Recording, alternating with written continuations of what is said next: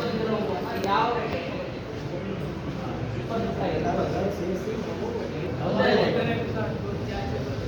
ಅದ್ರ ಬಗ್ಗೆ ಒಂದೆರಡು ಮಾತು ಹೇಳ್ತೀನಿ. ಹೂವು ಆ್ಯಕ್ಚುಲ್ ಆಗಿ ನಮಗೆ ಇದನ್ನ ಮಾಡೋಕ್ಕೆ 1 kg ಅಂತ ಏನು ಕಳಿಸ್ದೆ ನಾನು, 1 kg ಅಂತ ಮಾಡೋಕ್ಕೆ ನನಗೆ 90,000 ರೂಪಾಯಿ ಕೊಡ್ತಾರೆ. ಹೌದು, ಎಷ್ಟು ಕಾಲ್ ಮಾಡ್ಕೊಳ್ಳಿ, ಯಾಕೆಂತಂದರೆ ಅದು ಅಮೇರಿಕಾಗೆ ಅಲ್ಲಿಗೆ ಇಲ್ಲಿಗೆ ಸೇಲ್ ಮಾಡ್ತಾರೆ. ನಮಗೆ ಕೊಡೋದು ಅದು 90,000 ರೂಪಾಯಿ. 90,000 ರೂಪಾಯಿನಲ್ಲಿ ನಾನು 2,000 kg ನಿಮ್ಮ ಹತ್ರ 1 kg ತೊಗೊಂಡ್ರೆ, ಅದು 2,000 kg ತೊಗೊಂಡ್ರೆ ಅದಕ್ಕೆ 40,000 ರಿಂದ 45,000 ರೂಪಾಯಿ ನಿಮಗೆ ಹೂಗೆ ಕೊಟ್ಟರೆ, ಇನ್ನು ಮಿಕ್ಕಿದ್ದು ನಮ್ಮ ಫುಲ್ಲು ಎಲ್ಲ ಅದಕ್ಕೆ ಏನೇನು ಕೆಮಿಕಲ್ಸ್ ಹಾಕಬೇಕು, ಇದನ್ನು ಹಾಕಬೇಕು, ಅದಕ್ಕೆಲ್ಲ ಸೇರಿದ್ರೆ ನಮಗೆ ಕಡೆಗೆ ಉಳಿಕೊಳ್ಳೋದು 6%. ಇದೇ ತೋಟಗಾರಿಕೆ ಸಹಾಯ ನಿರ್ದೇಶಕರು ಹೇಳಿದ್ರು ಒಂದು 20-25 ಜನ ಬರ್ತಾರೆ. ಜೊತೆಗೆ ಇಲ್ಲಿ ಇರ್ತಕ್ಕಂಥ ಕಂಪನಿಯ ಅಧಿಕಾರಿಗಳು ಬರ್ತಾರೆ ಅಂತೇಳಿ ನಮ್ಮ ತಾಲೂಕು ಆಫೀಸಲ್ಲೇ ವ್ಯವಸ್ಥೆ ಮಾಡಿದ್ವು. ಇಷ್ಟು ದೊಡ್ಡ ಸಮೂಹ ಅಂತ ಅಂದಿದ್ರೆ ಅದಕ್ಕೆ ನಾವು ಸಿದ್ಧತೆ ಮಾಡ್ಕೊತಾ ಇದ್ದೀವಿ. ಭೂತಾಯಿ ಮಾಡ್ಕೊಂಡು ಜೀವನ ಮಾಡೋರು ಯಾವುದೇ ಥರದ ಕೆಲವರು ನೋವಾಗ್ಬೋದು ಹೇಳ್ಬಿಡ್ತೀನಿ.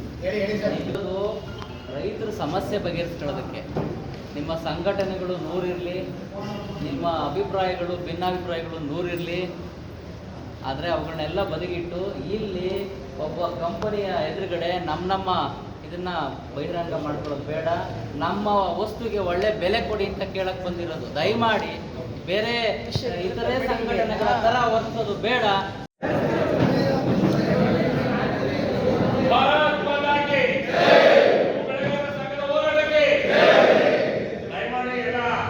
ರೈತ ಬಾಂಧವರು ನಿಶಬ್ದವಾಗಿರಬೇಕು. ಮಾಡ್ತಾ ಇದ್ದಾರೆ. ಜೈ ಜವಾನ್, ಜೈ ಜವಾನ್, ಜೈ ಜವಾನ್. ಭ್ರಷ್ಟಾಚಾರ ಮಾಡ್ತಾರೆ, ಅದು ಕಮಿಷನ್. ನಿಮ್ಗೆ ನಮ್ಗೆ ಗೊತ್ತಿಲ್ಲ ಭ್ರಷ್ಟಾಚಾರಗಳು. ರೈತರ ಪರ ರೈತರಿಂದ ನೇರವಾಗಿ ಖರೀದಿ ಮಾಡೋಕೆ ನೀವು ವ್ಯವಸ್ಥೆ ಮಾಡಿ ಸರ್. ಇವತ್ತು ಯಾವ ದಳ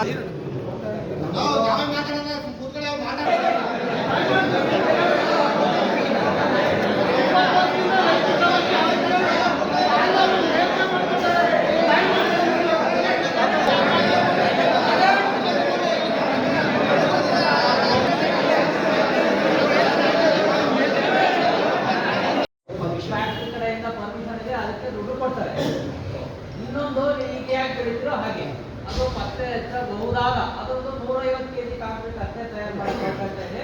ಸೊ ಅದೊಂದು ಒಂದು ಈ ಪತ್ತೆ ಹೆಚ್ಚಬಹುದಾದಕ್ಕೆ ರೇಟ್ ಏನು, ಪತ್ತೆ ಹೆಚ್ಚಬಹುದಾದ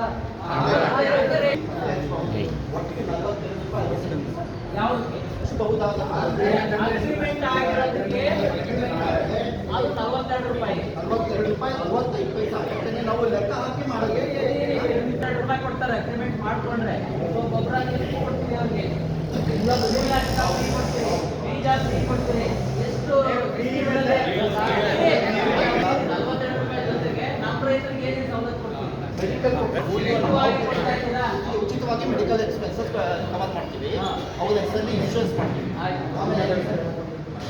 ಇವತ್ತು ಈ ಪರಿಸ್ಥಿತಿ ಇದೀವಿ, ಅದಕ್ಕೆ ಪುಣ್ಯ ಪುರುಷರು ಇವರೇ ಕಾರಣ ಹೇಳಿ. ಸಾವಧಾನದಿಂದ ಕೇಳಿಸ್ಕೊಳ್ಳಿ. ಅದಾದ ನಂತರ 4 ಜನ ಯಾರಾದರೂ ನಿಂತು ನಿಮ್ಮ ಅಭಿಪ್ರಾಯಗಳನ್ನು ಹೇಳಲಿಕ್ಕೆ ಅವಕಾಶ ಕೊಡ್ತೀವಿ. ವೈಯಕ್ತಿಕ ಅಭಿಪ್ರಾಯ ಬೇಡ.